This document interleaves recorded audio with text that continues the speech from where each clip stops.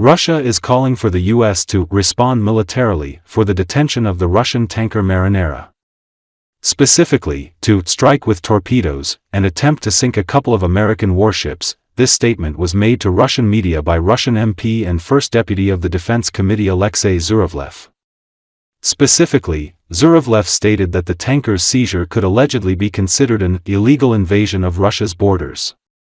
Therefore, a powerful military response to the U.S. actions is required.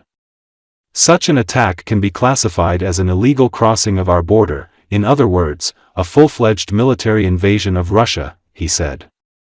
At the same time, the deputy called on Russia to give a military response to the Americans, for example, launch torpedoes and sink a couple of ships that belong to the American Navy. To engage in combat with American Coast Guard boats, which have not only strayed too far from both Americas, but have also completely confused the coastlines, the Russian said.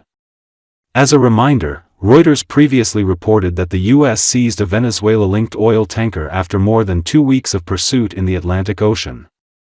The tanker turned out to be the Bella 1, which had changed its name to Marinera and its flag to Russian. It was seized by a landing force, with assistance from the UK.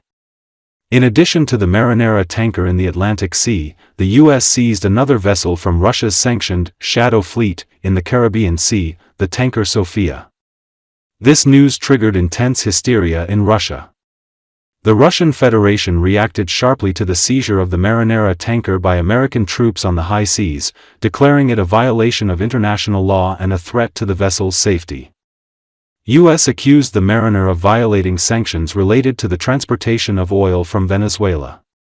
Furthermore, the U.S. military detained the tanker Sofia in the Caribbean Sea. Earlier, the Russian Ministry of Transport accused the United States of violating the UN Convention during the seizure of the tanker.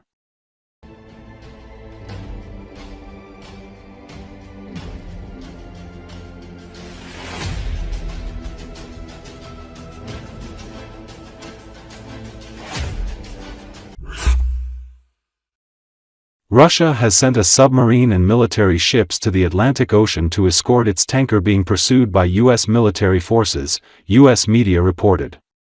The aging oil tanker Bella 1 is trying to escape from the U.S. Coast Guard. The ship managed to thwart U.S. attempts to seize it by changing course. The vessel is currently empty because it was unable to load oil in Venezuela due to the American blockade. Details of the operation are currently unknown. U.S. officials told local media on Tuesday that U.S. forces were still planning to seize the ship, believed to be one of many used to transport oil from countries including Russia, Iran and Venezuela to evade Western sanctions. A number of U.S. outlets have reported that Russia sent some of its Navy assets to escort the oil tanker, which was believed to be between Scotland and Iceland on Tuesday. The naval cache between the United States and Russia comes in the aftermath of Washington's capture last week of Venezuelan leader Nicolas Maduro, a key Kremlin ally. Prior to the military operation, U.S. President Donald Trump repeatedly accused Venezuelan authorities of using maritime routes to traffic drugs into the United States. He subsequently ordered a blockade of oil tankers under sanctions, a decision denounced by Caracas as an act of theft.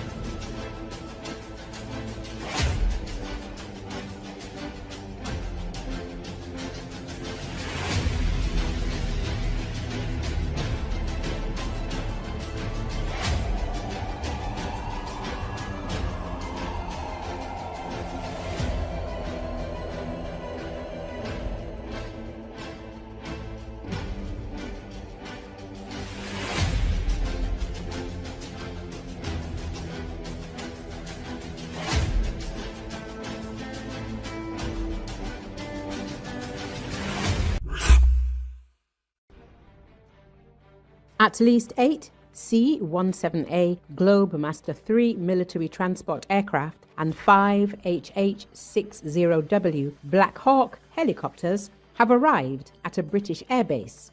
Experts note that these aircraft may be used to land special forces on board the now Russian Marinera tanker.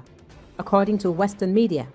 The tanker, which the US has been unsuccessfully pursuing since December the 24th of last year, is currently under constant surveillance by Navy Boeing P-8A Poseidon patrol aircraft west of Ireland.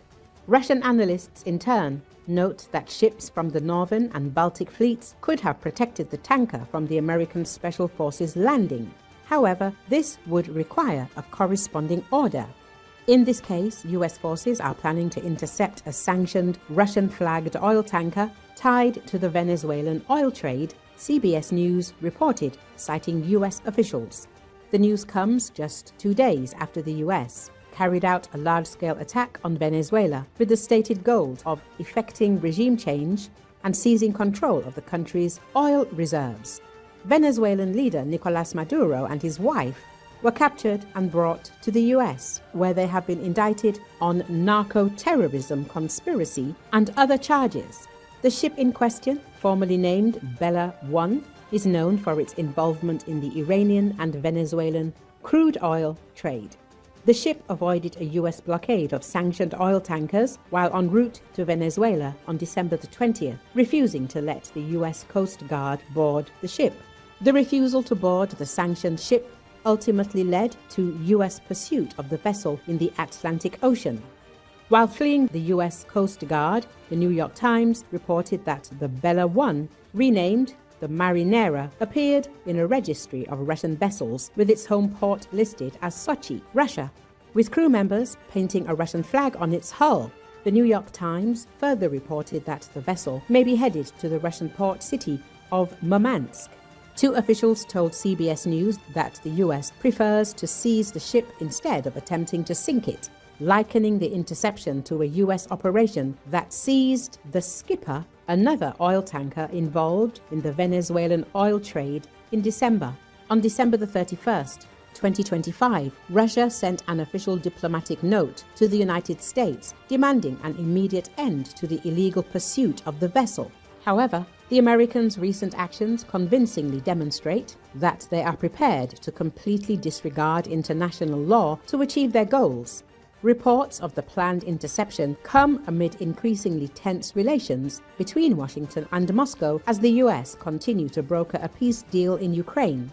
Ahead of his capture, Maduro maintained close ties with Russian President Vladimir Putin, with Russia serving as one of Venezuela's largest arms suppliers and providing significant financial loans.